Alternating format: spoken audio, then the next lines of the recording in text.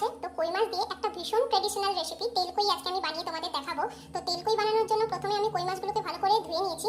ধোয়ার পরে ওতে আমি হলুদ, নুন আর একটু কাঁচা সর্ষের তেল দিয়ে ভালো করে ম্যারিনেট করে রাখবো। তারপরে আমি তোমাদের দেখাচ্ছি তেলকই বানানোর জন্য আমি কি কি মশলা নিচ্ছি। দেখো, হলুদ, নুন আর তেল দিয়ে ম্যারিনেট করে রাখা আছে, ম্যারিনেট করে নিয়েছি। এবারে তোমরা মশলাগুলো দেখে নাও। তো তেলকই বানানোর জন্য আমি যে যে মশলাগুলো নিয়েছি ওটা হচ্ছে গোটা জিরে, আদা, টমেটো, শুকনো লঙ্কা, কাঁচা লঙ্কা, তেজপাতা, ধনেপাতা, আর এদিকে আছে কালো জিরে, সর্ষে পাউডার, হলুদ গুঁড়ো, নুন, শুকনো লঙ্কা গুঁড়ো আর চিনি, আর সর্ষের তেল তো থাকছেই। তো এইটা দিয়ে আমি বানিয়ে নেবো তেলকই। প্রথমে আমি এই জিরে, আদা, টমেটো, শুকনো লঙ্কা, কাঁচা লঙ্কা আর একটু সর্ষে পাউডার দিয়ে একটা পেস্ট বানিয়ে নেব। তো আমি প্রথমে পেস্টটা বানিয়ে নিই। পেস্ট বানানোর জন্য আমি টমেটো, আদা, গোটা জিরে, শুকনো লঙ্কা আর কাঁচা লঙ্কা দুটো নিয়ে নিলাম। এবারে না, এতে আরেকটু আমি দেবো সর্ষে পাউডার।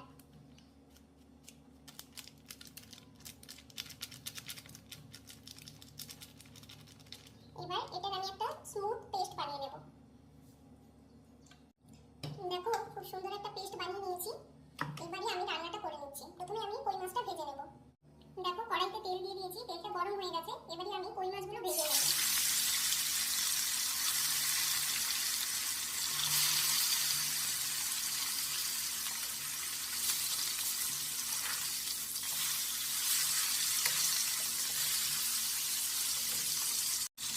দেখো, কই মাছগুলো আমার ফ্রাই করা হয়ে গেছে। এবারে আমি তুলে নেব।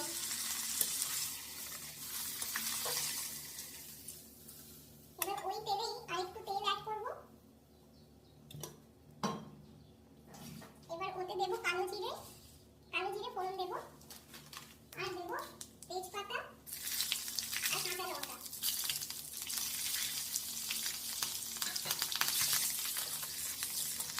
কালো জিরে, তেজপাতা আর কাঁচা লঙ্কা ফোড়ন দিলাম। এবার আমি যে পেস্টটা বানিয়ে রেখেছিলাম গোটা জিরে, আদা, টমেটো আর এটা আমি দিয়ে দেব।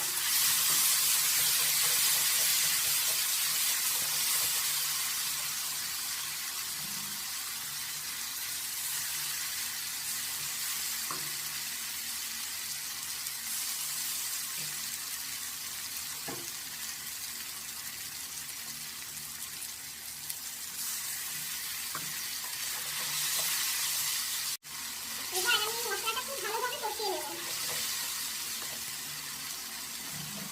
কষানোর সময় ওতে আমি হলুদ গুঁড়ো, লঙ্কা গুঁড়ো আর নুন অ্যাড করবো, পরিমাণ মতো নুন অ্যাড করবো, আর সামান্য চিনি দেবো।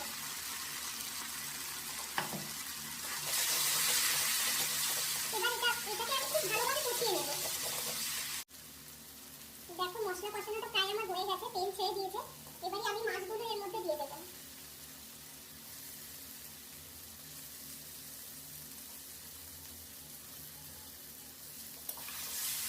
মাছগুলো দেওয়ার পরে ওটা আমি পরিমাণ মতো জল অ্যাড করে দেবো।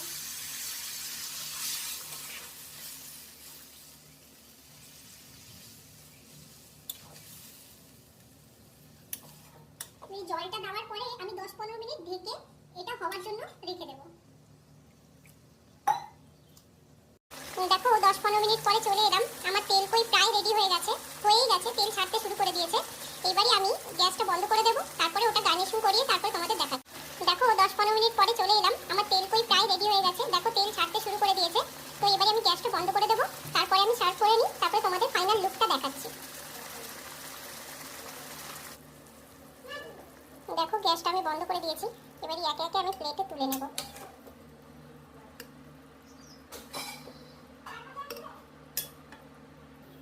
দেখো, আমি প্লেটে সার্ভ করে নিয়েছি। এবারে আমি একটু গার্নিশ করে দেবো ধনেপাতা আর কাঁচা লঙ্কা দিয়ে।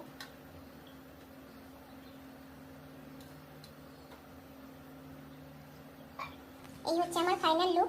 আশা করি রেসিপিটা তোমাদের ভালো লেগেছে। যদি রেসিপিটা ভালো লাগে তাহলে প্লিজ সাবস্ক্রাইব করো, লাইক করো, শেয়ার করো আর পাশে থাকা বেল আইকনটা প্রেস করে দাও। তো অন্য এক রেসিপির সাথে আবার দেখা হবে। ততক্ষণের জন্য সবাই খুব ভালো থেকো। টাটা।